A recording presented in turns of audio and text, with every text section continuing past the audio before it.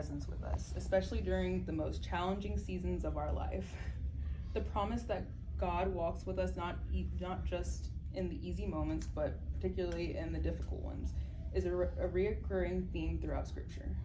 Take, for instance, the powerful words from Isaiah 43:2, where God declares, "When you pass through the waters, I will be with you, and when you pass through the rivers, they will not sweep over you. When you walk through the fire, you will not be burned. The flames will not set you ablaze." These are not just words meant to provide momentary comfort. They are profound promise from the creator of the universe himself. I meant to grab my phone and ask people to bring out like their scriptures or read scriptures. It's your phone. Yeah, that's okay. I'm gonna ask that before I continue on. Can someone do, I need about, 1, 2, 3, 4, 5, 6, 7, 7 scriptures. Can somebody pull out their Bible? And I need 7 people. Raise your hand real quick so she knows you're doing it. Okay. 7. Keep your hand up until she gives you a scripture. How's that? 4, 5, 2 more. 6. I would do it, but I'm videoing you. 7. Okay, cool. Okay, the first one will be Psalms 23:4. Who has Psalms 23:4? I got it. You got it? Okay. Romans 8:28, 8:28. Got it. You got it. James 1:2-4. You got it. I got it. Sure. Genesis 50:20 or 50:20. I got it. You got it. Okay. 2 Corinthians 12:9-10. You got it. Lamentations 3:22-23. I got it. You got it.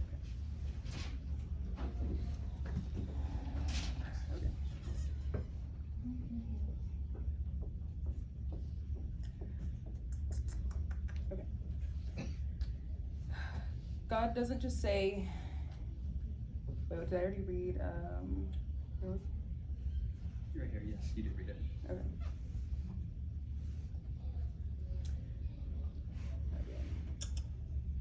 God doesn't just say if you pass through the waters or fire. He says when. The distinction is crucial because it reminds us that difficult seasons are an inevitable part of life.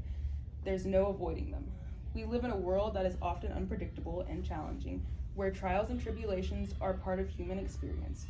However, the incredible promise in Isaiah 43:2 is that God will be with you through it all. This isn't just a general presence. It's a very personal, very intimate commitment from God. When you're overwhelmed with the weight of the assignments or work, or when relationships are strained to your breaking point, when the future looms with uncertainty and fear, God is right there with you. He doesn't watch from a distance. He steps into the fire with you, ensuring that the flames of life's challenges will not consume you. Can somebody who did Psalms 23:4, can y'all go ahead and read that? Yeah, this is in King James Version. Thank you. That's what I'm Sorry. Yea, though I walk through the valley of the shadow of death, I will fear no evil, for thou art with me. Thy rod and thy staff, they comfort me. Okay. Notice again that David doesn't speak of avoiding the valley altogether. He acknowledges that he will walk through it. Valleys, often symbolic of life's lowest points, are unavoidable. We all encounter them, moments when it feels like the light of hope has been extinguished, when the path forward is shrouded in uncertainty and fear. Yet, David's response is not only of despair. He boldly declares that he will fear no evil, not because the valley isn't dark, but because he knows God is with him. It's God's presence that dispels fear, and it's God's rod and staff that symbols protection and guidance and brings comfort. I'm going to go ahead and share a personal story. When I was about 10 years old, I had a lot of issues with my stomach. I had nausea. I couldn't really keep food down. I ended up going into the hospital quite a bit, and it was just a very stressful moment for my parents and me, and I was under a lot of stress with not being able to keep food down, and it was just taking a toll on me mentally and physically. And my granny, who was Pentecostal, she was prayer, she read her Bible every single night. She was the one to take care of me in those moments because my parents, they had jobs, they couldn't be there for me. And I was in one of the most I don't know, terrible times of that. I was having really bad nausea. I was just feeling I was gonna throw up, and if I threw up again, I would have to go back to the hospital, and it was just a whole thing. And so I was panicking, and I was on the floor, and my granny, she wanted to comfort, and so she didn't know how else to help out. There was nothing else that was helping. She laid her hands on me, and she just prayed comfort and peace over me. And at that time, I wasn't going to church. I knew nothing about Jesus. I didn't know any of the power of his name. I didn't know anything. And just the peace fell over. I had no nausea after she started praying with me. It was just gone, and it was something so incredible. I was confused. I was like, wow, this is kind of crazy, because for months and months and months I've been dealing with this, and it was just gone. And I was like, wow, that was one of the first experiences that I've actually felt with God. And so this topic of him being a comfort just reminded me that in that moment he was giving me comfort in one of my darkest times, and one of the times that I was feeling desperate, and one of the times that it was just not going great and I didn't know what else to do. For you, these verses might take on a very personal meaning. Trusting in God's presence can be challenging, especially when you feel so isolated and when the pressures of life seem so overwhelming. Perhaps you're facing a season of anxiety where the future feels uncertain and you feel unsure of your next step. Maybe you're dealing with loneliness where it seems like no one truly understands what you're going through. Or perhaps you're simply exhausted, worn out from the constant demands in life. And in these moments, it's crucial to remember that you're not only navigating the season by yourself. The God who formed you in your mother's womb, who knows every hair on your head, who is aware of every detail of your life, is walking with you. He is not a distant observer. He is an ever-present help in times of trouble. Amen. A friend who sticks closer than a brother. As you face challenges before you, whether they are academic pressures, strained relationships, or the weight of future uncertainties, hold fast to this truth. God is with you. He is guiding you through the waters, ensuring they do not overwhelm you. He is walking with you through the fires, making sure they do not consume you. And even in the darkest valleys where fear threatens to take hold, his presence is a comfort and your strength. Trust in his unfailing love. Lean on his everlasting arms and take each step with confidence that you are not alone, that God, the God of all creations, is by your side and now and always. That's really good. My section. Feels weird talking after not talking for so long.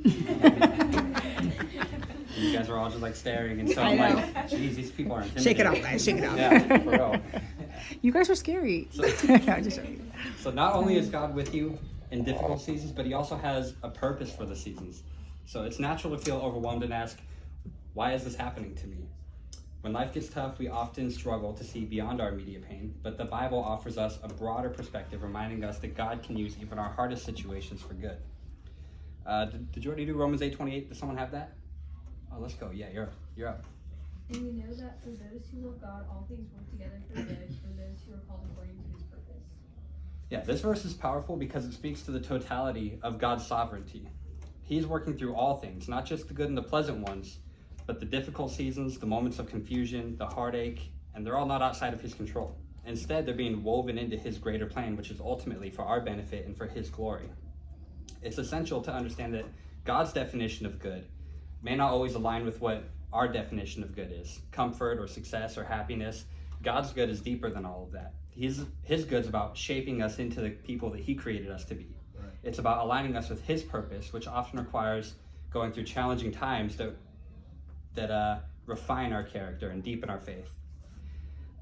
Did you already do James 1:2-4? I don't even remember which verses she called out for people to look up.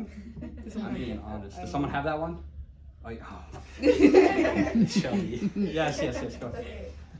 Count it all joy, my brothers, when you meet trials of various kinds, for you know that the testing of your faith produces steadfastness. And let steadfastness have its full effect, that you may be perfect and complete, lacking in nothing.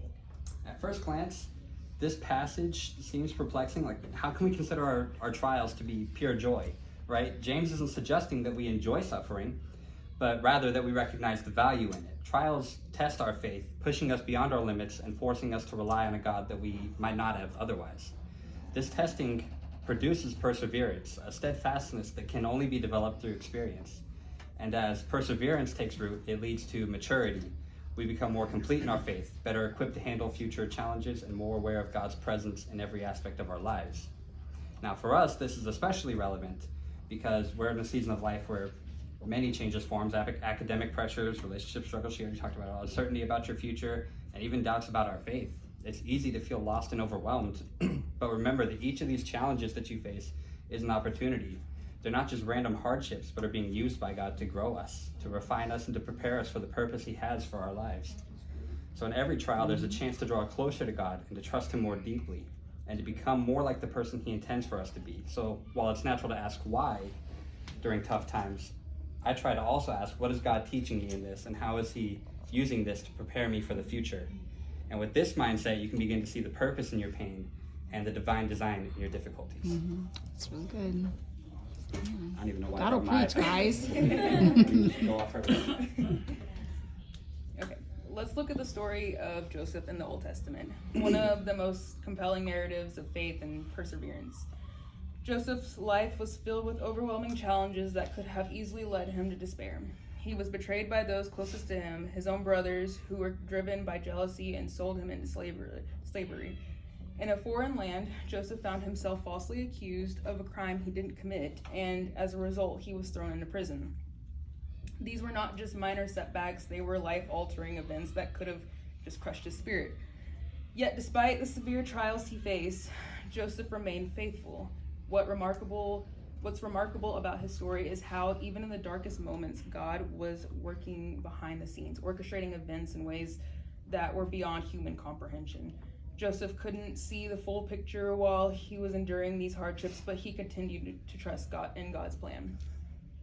Years later, after God elevated him to a position of great authority in Egypt, Joseph had a profound moment of clarity. When he finally confronted his brothers, those who had betrayed him so many years ago before, he could have sought revenge. Instead, he spoke words that revealed a deep understanding of God's sovereignty, and who has Genesis 50:20. Go ahead. As for you, you meant evil against me, but God meant it for good, to bring it about that many people should be kept alive as they are today. This verse brings together the central theme of Joseph's story. What others meant for evil, God uses for good. This wasn't just a retrospective insight, it was a testimony to the power of God's redemptive work in our lives.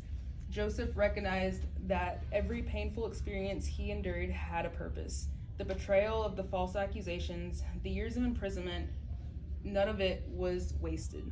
God was using it all to position Joseph in a place where he could save not only his family, but an entire nation from famine. Joseph's story is not just an ancient tale, it's a powerful reminder that the same God who worked in us, in his life, is at work in ours, even when we can't see it. There are times in our lives when we may feel abandoned, misunderstood, or unfairly treated.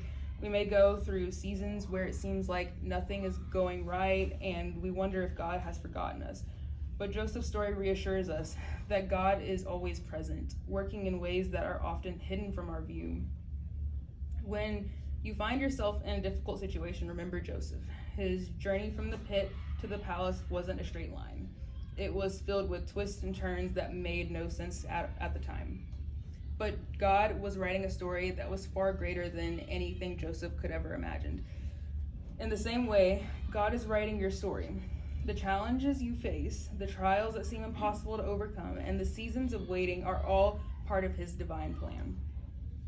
It's important to hold on to the truth that God can take what was meant for evil in your life and turn it into something good. This doesn't mean that the pain is any less real or that the hardships are easy to endure. But it does mean that there is hope. Even in the darkest times, God's purpose will prevail. And in the end, you may find that the very things that were meant to harm you were the catalyst for the greatest blessings in your life. So when you're in the midst of a trial and you can't see it could possibly work out for good, think of Joseph. His story is a testament to the fact that God is faithful and he can redeem even the painful circumstances, and that he is always working even when we can't see it. Trust that the same God who was with Joseph in the pit and in the prison and the palace is with you now, guiding you through your challenges and leading you towards his perfect plan in your life. Yeah, maybe try that. Yep. I don't know why I took mine. All right, so let's talk about something that might hit close to home. It does for me, and that's weakness. In college and in life and even beyond, there's an overwhelming pressure just to have it all together all the time. I'm going to put your iPad up here so I can read it without having to look so far down. You're expected to excel academically, maintain a vibrant social life, perhaps hold down a part-time job, and somehow trying to figure out what you're going to do with your entire future on top of all that. And this constant act of juggling can make it feel like you're barely keeping your head above the water. And so it's easy to start feeling like you're falling short, or you might find yourself questioning whether or not you're strong enough. Am I strong enough, or smart enough, or simply good enough just to meet these expectations? But here's the truth of the matter, is that we don't have to have it all together. In fact, recognizing our own limitations is not a sign of failure, but it's a doorway to experiencing more of God's incredible strength. The Apostle Paul was one of the most influential figures in the New Testament, but he understood, The Apostle Paul, one of the most influential figures in the New Testament, understood this on a deeply personal level. Despite his remarkable accomplishments, Paul faced ongoing struggles that revealed his own weakness. In 2 Corinthians 2, 9 through 10, wait, is someone supposed to read that? Let's go, Andrew, you got this. And he said unto me, My grace is sufficient for thee, for my strength is made perfect in weakness. Most gladly, therefore, will I rather glory in my infirmities, that the power of Christ may rest upon me. Therefore I take pleasure in infirmities, in reproaches, in necessities, and persecutions, and distresses for Christ's sake. For when I am weak, then I am strong. Yeah, Paul's journey wasn't exactly free from difficulty.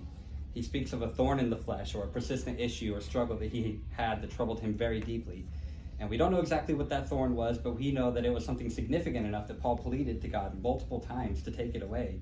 And God's response was not to remove this burden from Paul's life. Instead, he assured Paul that his grace was sufficient and that his power would most evidently,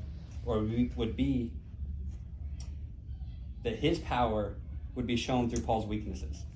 So this passage, my mind is like everywhere. I'm so sorry, guys. You guys have to listen to this. This passage challenges a common misconception that strength is about self-sufficiency or never showing vulnerability. On the contrary, Paul's testimony teaches us that in our moments of our greatest weakness, when we are most aware of our inadequacies, that God's power is most clearly displayed. Our weaknesses, our struggles, and our limitations are not barriers to God's work in our lives, but they're the conditions on which he works through. For you and for me, especially during college years, this might mean that letting go of the pressure to be perfect, or to let go of the pressure to be perfect. It's okay to admit that you don't have it all figured out and that sometimes you're overwhelmed and you need help.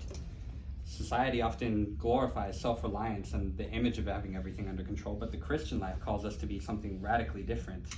It invites us to embrace our weakness, not as sources of shame, but as opportunities for God's grace to shine through. When you're struggling with a difficult course, feeling isolated, or wrestling with uncertainty about your future, remember that you're not alone, and more importantly, that you're not expected to do it all on your own. God's grace is sufficient for you, meaning it is more than enough to meet you where you are. In all your imperfections, his strength is available to you, not because you've earned it, but because of his unfailing love and mercy. The truth can be incredibly liberating. It means that you don't have to carry the weight of the world on your shoulders. It's not about your ability to power through every challenge on your own. It's about God's power working in and through you, especially when you feel weakest. When Paul says, "For when I am weak, then I am strong," he's pointing to a paradox that lies at the heart of Christian faith. True strength is not found in our efforts, but in our surrender to God's grace. So when you feel like you're falling apart, when the pressure's too much, and when you're tempted to hide your struggles out of fear of looking weak, just take a step back and consider Paul's words. Allow yourself to be vulnerable before God, to bring your weaknesses to him without shame. It's in these moments of honesty and humility that you create space for God's power to be fully realized in your life. You don't have to be perfect. You don't have to have all the answers. What you need is the grace of God, which is freely given, and the assurance that his strength is sufficient for every challenge that you face. When you lean on him, you will find that in your weakest moments, you are actually the strongest. Not because of everything you've done, but because of the mighty power of God working within you. That's good. During tough seasons, it's easy to lose sight of hope. You might feel like the challenge that you're facing will never end, or that you'll never get better. But the Bible is full of reminders that suffering is temporary and that God's mercies are new every morning. I'm going to go ahead and read this one. I know I didn't say this one, but Psalms 35 says, "Weeping may stay for the night, but rejoicing comes in the morning." This verse acknowledges that there are seasons of weeping, seasons when life is hard and tears come easily. But it also promises that these seasons won't last forever. There is joy and hope on the horizon, even if you can't see it now. Who has Lamentations 3:22-23? Me? Who has read that? It was 23. 22-23. Yes. It is of the Lord's mercies that we are not consumed, because his compassions fail not. They are new every morning. Great is thy faithfulness. God's love and compassions are consistent, and his faithfulness is unwavering. Every day is a new opportunity to experience his mercy and grace. Hope is not just wishful thinking, it's a confident expectation that God will fulfill his promises. Romans 5:3 to 5. Somebody have that one? Okay, I forgot to go. Romans 5:3-5 says, "Not only so, but we also have glory in our sufferings, because we know that suffering produces perseverance. Perseverance, character, and character, hope, and hope does not put us to shame, because God's love has been poured out into our hearts through the Holy Spirit who has been given to us." Your suffering is not in vain. It's producing something in you: perseverance, character, and ultimately hope. And this hope is rooted in God's love, which is poured into your heart by the Holy Spirit. No matter how dark the season you're in, hold on to hope. God is faithful, and he will see you through. Finally, I know this guy again. I want to encourage you to keep going, even when it's hard. Life is a marathon, not a sprint. There will be times when you're tempted to give up and the workload seems too heavy, or when you're discouraged, when life just feels too overwhelming. But the Bible encourages us to persevere, knowing that there is a reward at the end. Galatians 6:9 says, "Let us not become weary in good doing, for at the proper time we will reap a harvest if we do not give up." So perseverance is about continuing to do the right thing, even when it's difficult, and trusting that God will bring about the harvest in his time. Hebrews 12:1-2 offers a similar encouragement. "Therefore, we are surrounded by such a great cloud of witnesses. Let us throw off everything that hinders and the sin that so easily entangles, and let us run with perseverance the race marked out for us, fixing our eyes on Jesus, the pioneer and perfecter of our faith." You're running a race that God has marked out for you, and the key to finishing strong is to just fix your eyes on Jesus. He's the one who started this journey with you, and he's the one who'll bring it to completion. Don't get distracted by the challenges along the way. Keep your focus on him and trust that he will give you the strength to keep going. And then this is the part I was typing out when you guys got up here, so I'm just gonna have to go off memory. Oh, man. But it's okay, because this is a story from my life. All right, so just to give you guys a little bit of history about me, when I was quite a bit younger, I remember going to elementary school, and I was just chilling in my class, being bored, which is probably why I am the way I am now. But that was normal for me in elementary school. And I remember getting called up to the office, which was normal for me. I mean, I wasn't bad. I was just like chilling.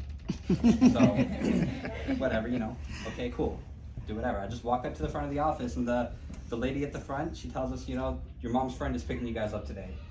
Well, I mean, that wasn't too out of the ordinary, I guess. So sorry. So what happened? Okay, I remember. This is why I have to write it down. See, you see me looking down a lot. This is why, because I just don't remember my own stuff, my own life. We walk out to the car, and we just get into the car with my mom's friend. I believe Titus and Taryn were there. We all kind of went to the same elementary school. And so we're all in the car chilling, going wherever. And we pull up to this big, strange glass building. I'm like, what is this building? But I'm a shy little kid, so I don't say nothing. I just follow the little, I don't know, she wasn't my mother, but it was like a little duck. You see the little ducklings falling behind? I was like, that was us. We just followed her into this building. And I was like, whatever, I trust. And we get into this building, and they take us to a little room with a table, and it's got little chairs and toys on the side or whatever. And I'm playing with the toys, and the lady comes back into the room. I go, what are we doing here? And she said, well, you guys are going to foster care. And I'm like, what? And well, I didn't say what like that. Crazy. But I just remember in my head, I don't know if Titus remembers this moment. I remember it, but I just remember being incredibly scared about, because I knew what foster care was. I wasn't, quite old enough to understand everything that meant, but I understood, it was bad. We're getting taken. What? But we go to foster care, and this is the part that I don't have written down. It just has a big 0 there. So we go to foster care. We get our foster parents, and they're whatever. But the good part is, and here's the part that happens, is my family wasn't in church at the time. You need to take your migraine medicine.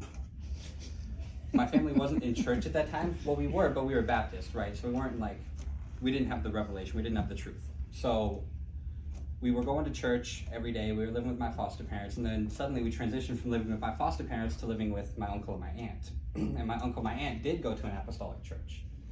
And so one of the only ways we could ever see our parents was if they came to church with us on Sundays. That way they could see us. And so they started coming to church so they could see us. And my mom got the Holy Ghost and she got baptized there. And, later on in life, there we are. Now we're in church still, all these years later. But that wouldn't have happened if, we hadn't gone to foster care that day. And we did go back to our parents. We're all good. That's good. So it has a good ending. But we're in church now, which is the good part of that. That's really why I brought that up.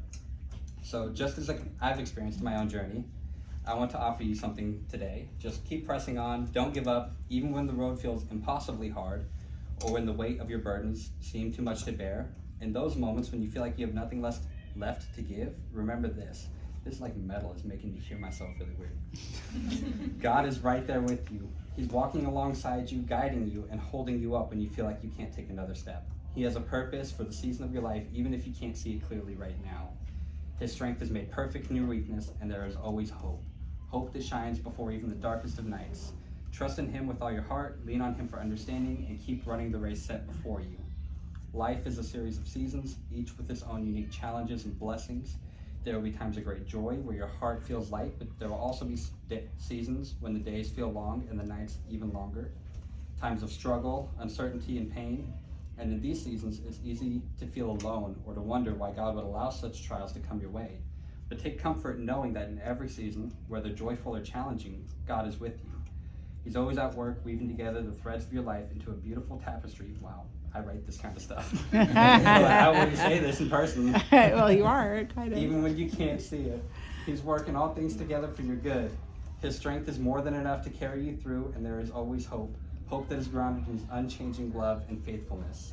As you navigate the ups and downs of life, hold on to these truths. When the path is clear and the journey feels easy, give thanks to God for his blessings. And when the road is steep and the way forward seems uncertain, keep your eyes fixed on Jesus.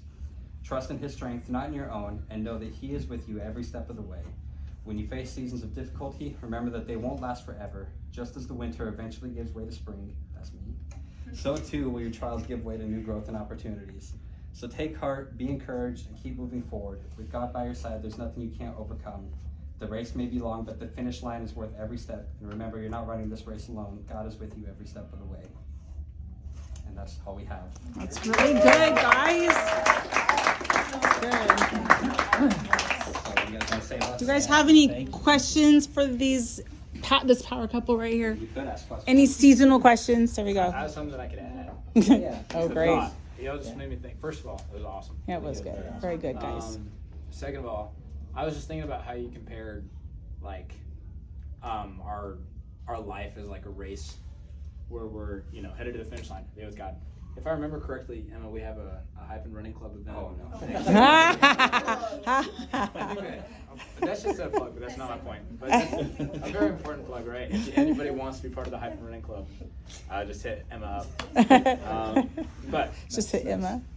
Whenever you finished, you were saying that we're running a race, but God is with us, right? And I think that's an important piece of it, that we can focus our eyes on God. I'm reminded of the scripture that says, if any man shall come after me, let him deny himself and take up his cross and follow me. Yeah, and I think that, obviously we think of a cross as a bad thing.